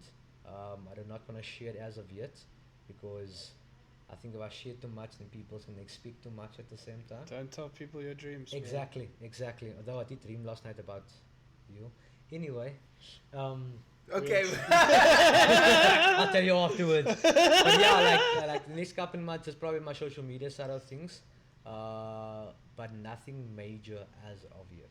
Nothing major as of Well, yet. we're going to tag both of his profiles because Mr. Social Media over here is too down below. If you guys want to give him a follow, go ahead, please. Do you know my two? Subs with Actually, I have Bacardi 3. and Fine Shaker, and then Fine by Lens. No, final lens. Final Lens. I was close, man. Close Fuck enough, off, I close know enough. about your photography Fine. one. I got 3 Instagram pages, but I don't know like. So one is for photography, one is for bartending / events / Bacardi stuff, and then one is predominantly just Bacardi. Brand corporate bartending, personal bartending, and then personal photography. Oh, there we go. That sure. sounds about that. Yeah, sounds a little like me. Man's So got hopefully- 5, dude. 5. 5. Is there after dark as well? Photography, cooking, MG. There's his Finster one, and then we share this one. And What isn't do it you like mean a? Finster one? What is it? I don't have Finster. You don't have a Finster? No. So it's Gents. one is What, gents? What is Finster? It's your fake Instagram. Yeah. Oh, I did not know that. We're the same age, dog. I did not know you that. Need to hang out with younger Yeah, people. you were the young crowd here, baby. I know what's Finster. yeah. So it's my personal. Baby cousins that teach me this shit. Pure busted. Your personal? Personal. I've got the agricultural one, which is the urban farming / food. There's the photography. There's this. The other one is still being built. That's the What's Finster. 5 so far? That's the Finster, you see. Okay. No, the other one, you'll see it in basically the next 7 days. Okay. It's gonna be fully out. But are they all active at least? They are. The thing is, I'm gonna probably repost on the mushroom page, pretty much the urban farming versus. Wait, I'm cooking starting one. to say it. You're gonna laugh. Wait. Okay, why I say the mushroom farming is because Taste Magazine wrote an article about me. Oh Doing snap! urban. Oh snap! Farming, yeah. Urban agriculture, pretty much. Urban cultivating of mushrooms. When was that? This was it 21? Yeah. Oh snap! 2021, Okay. Yeah. Well, you still at Cafe Noir that time? No. No, it was before then. Oh wow. Yeah, I Okay. did about mushroom recipe for like 2 years. Oh, 5 wow. Instagrams, and when this man send me reels and memes, it's on Facebook. Really? I, No. I love my Facebook. No. You moldy, my brother. No, when I left Facebook probably 2018 or something like that. I still don't know what's happening on Facebook at the moment. I honestly I actually consume in terms of social media. You get some Facebook. more on Facebook. Really? Yeah. So funny enough, Cameron, me and Cameron, we like chat almost every day, and he would send me like random stuff. I Little told Cameron. No. Our Cameron. No. Yeah, Cameron from Yes, Facebook. our Cameron. Yeah. Little Cameron, bro. Yeah. Little Cameron. Okay, that sounds like a child. Anyway, anyway, you normally send me stuff via WhatsApp, and I'm like, I don't do Facebook anymore, and I'm like realizing like, no offense to people that's on Facebook, but Facebook doesn't serve any relevancy anymore. Besides Facebook Marketplace, I think for a personal. No, I think in terms of media platform advertising, it still has a very Yeah. big My market share, goodness, dude. okay, I never knew that. No, 100%. I never knew that. If you want to build your pages after when you become more consistent, post on Really? Facebook. But too. like when I 'Cause when I your do whole- post, the whole Meta platform basically. You do it. You can. It's the best. that was the game changer because there was a time when you were right. yeah, Before Meta bought over Instagram, yeah, Facebook was dying. okay. Then is it Elon? Eh? Who? No, Zach. No, it's Zach. Zach Zach and Meta Yeah, bought Zach's over my brother, Instagram as well. So so it actually works out better in terms of like you can just run everything, all 3 pages through your Facebook. Really? Yeah. So you can run schedule posts, schedule everything via one using just one One thing. channel. Okay, that makes sense because my Instagram allows me to still post on Facebook and still schedule stuff. Okay, I never knew that. So you can just run everything, and the nice thing about the like, I haven't really fully engaged on the whole meta Yeah. and kind of like the Facebook kind of side, Uh-huh. but you actually draw a lot more traction if you run like your Instagrams and everything straight from Facebook, Really? from the meta, Okay. Look at this guy teaching me about Right, Instagram. I am like a also overly- learning. I'm also learning all Shit. this stuff week by week as we do this. Okay, now I know for futures when I start to just look after my page a bit more better. But I'm not going back on Facebook. Last time. Just tether it and it'll post automatically. What now? If you connect your Instagram and your Facebook and you say everything I post on Instagram gets posted. Yeah, on so that Facebook. does it. It does that. So then It it's does gonna that. do it anyway. You don't So- have yeah. to check up on Just it. a friend of my mom Actually, might a lot just of tag me. marketers, like the older your profile is, I think the more preferential and more reach they're willing to pull than your Oh, profiles. wow. Mm. Yeah. Okay. So if your original Facebook was created when 2010 or Mhm. in the early, what's it? You'll 2010s, get precedence. You'll get onto- precedent over people who are like 2020. But does that not have anything to do with the automation of side where people are now creating fucking bots on bots and bots and And- bots to make bots to post and start like monopolizing Pretty markets? much, it kind of is kind of the authentication. Yeah, yeah, yeah. That Yeah, I get you. I know it what's that is, now. it is an existing thing that has been going for Yes. a long time. So Anti-bot control. Yeah. you. So that's fact. You opted to Facebook when 1994. When was that? Only kidding. I'm done. Only 2 years older than you. Would you So- like to take your so- teeth out for the so- camera? Oh, wow. Facebook's older than Google, eh? Is that what you're saying? Facebook's older than Google. I don't know who's older, bro. Google's older. Isn't Google older? Google's older, bro. Isn't Google older? Yeah, Google is older. Google's from 98, 99. Yeah, Yeah, I just said Google's older. Why are you laughing? because you said Facebook's from '94. But it's a joke. No, he was joking. I know. Okay. And on that note, and Liam's uncomprehending of jokes, Sorry, that's the pod. my sense of humor is very dry. Cheers, guys. Is that it? Yeah, that's it.